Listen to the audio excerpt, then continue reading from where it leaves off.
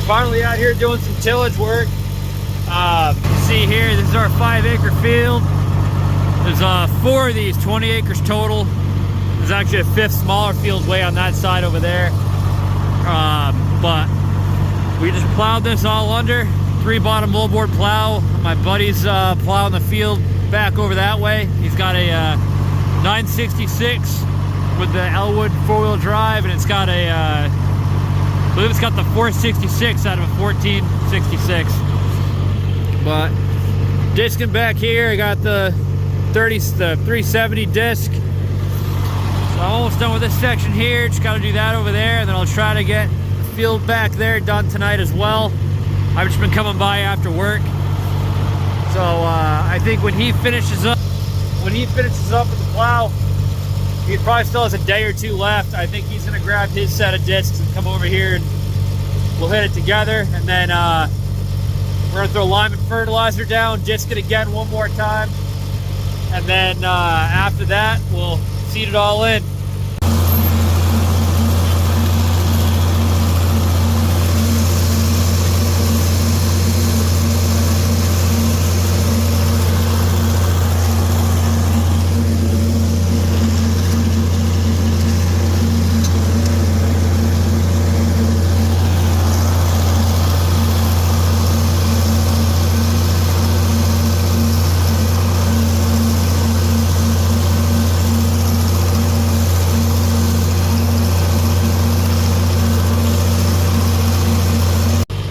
I haven't been recording too much because I'm just trying to get past this field. It's already like 7:30, and there's no, my buddy's farm is over that way, so I don't really care about him. But if you go down further that way, the next field over, there's some houses there. So it's starting to get dark out, so we're probably gonna call it a night soon, just, you know, piss the neighbors off. Second field here. The first one I was on is right through that little patch of the trees. That's all set. This one here is about half the size of that one. The next one down, right on the other side of that brush line there, is probably the same size as this one. There's another one right through the trees there. I had to brush hog that field a couple days ago. It was all overgrown. No one had done anything with it in years. But these fields they plow it up pretty good. They're disking nice.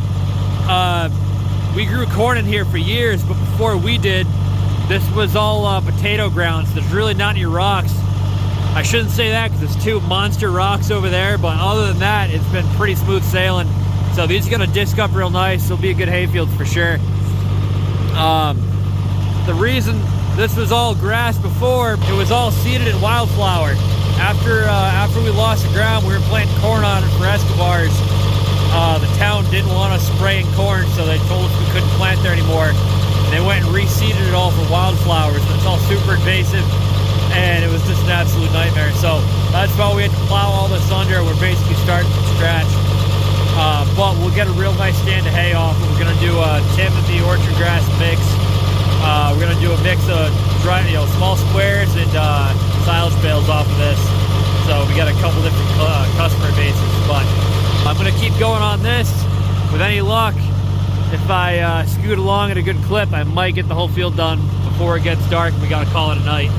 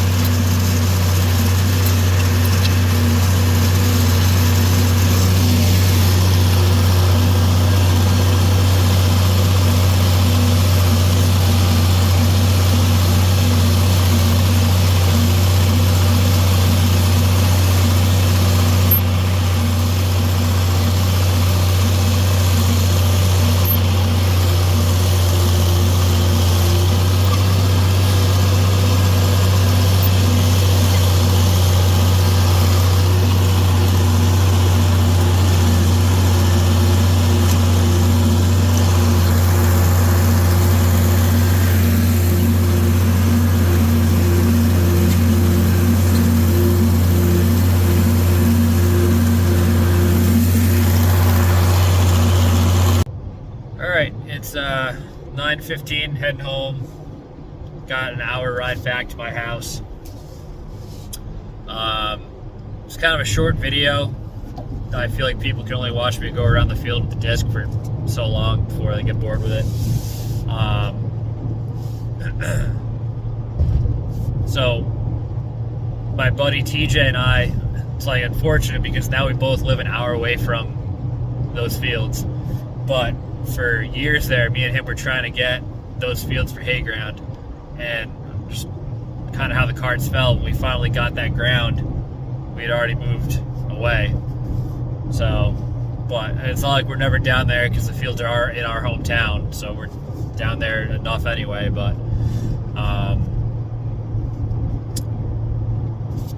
we had before we got those, we were planting corn there for Escobars for a number of years, and after we lost the ground because the new neighbors moved in and they didn't like us spraying, so the town kind of came down on us and didn't rent it to us again. It's all town property, and they seeded it with wildflowers, very invasive. So that's why we're plowing everything under. I think I mentioned that before.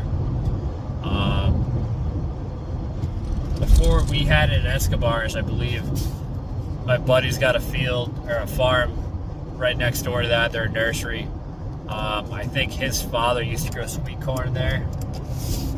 And then before they had it, I believe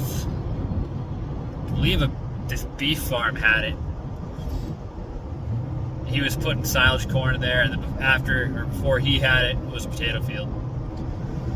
So little history on the field there. Tractor ran good until it didn't. I had like 20 gallons of fuel in that thing, and that was. I put 20 gallons of fuel in it yesterday, and I was on my last pass. And I was just kind of taking the ridges down, the ruts left behind on all the corners, taking that down. I was going to go park for the night. And it started bogging down like she was out of fuel. So I shut it down. Me and TJ went back to his farm to get some fuel. Couldn't get it to crank back over. The battery was a little on the weak side. And I don't know if it sucked junk up from the bottom of the tank, and that's why it wouldn't kick over. I gave it a little shot of ether, and I just think it was turning over too slow to kick. But funny enough, I ran it out of fuel last week too. The fuel gauge doesn't work in it, obviously. That's one of those things I mean to fix it, and I just don't think about it until I'm back on the tractor. But ran it out of fuel, put fuel in it, bled it, and got it running. But then come to find out, the supply line had junk in it from the bottom of the tank. So sitting there idling, it was fine. But you get on the road wide open throttle, and the demand is greater than the supply with the, half clogged line. So you get down the road, and then it sucks the filters dry, and then you're getting towed home. That's what happened last week. So I think that's what happened again. So I had to blow air through the fuel line back into the tank to get all that junk out of there. Hopefully I don't have to do that. I'll just bring my jump pack out there and see if I can get it running without it. And then I'll just, we have the field TJ's working in. He's got to finish that. And then I'll probably go in right behind him and finish discing that. I think he's going to disc that, he's going to plow it tomorrow night. I got a doctor's appointment, so I won't be around. And then we have the big field out front, and there's a small, not even an acre field in the back. Guy's blinded me. And then that field will be done, or those fields will be done, and then we can move on to corn. So yeah, that's the plan. So thanks for watching. See you on the next one. Real quick, I figured I'd add this too because I'm sure someone's going to mention it. Yeah, I should have been pulling a drag behind the harrows. I have a telephone pole, 12-foot telephone pole that I pull behind that. I just don't have it on yet. I'm gonna have to go back and hit it again anyway. Probably, well, call it one more time. We're probably gonna put the lime and fertilizer down, and then we'll pair that in. And then when we do that, I'll have the telephone pole on the back of it to smooth it out real nice. My boss gave them to me, and they're still like full-length telephone poles.